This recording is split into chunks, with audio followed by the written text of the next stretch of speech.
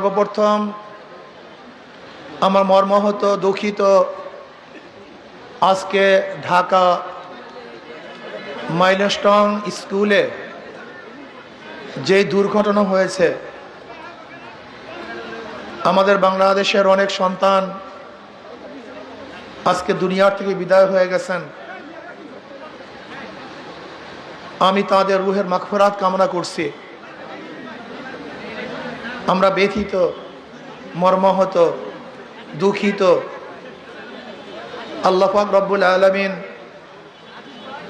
তাদের জিন্দেগীর সমস্ত গুনাহ খাতা মাফ করে দেন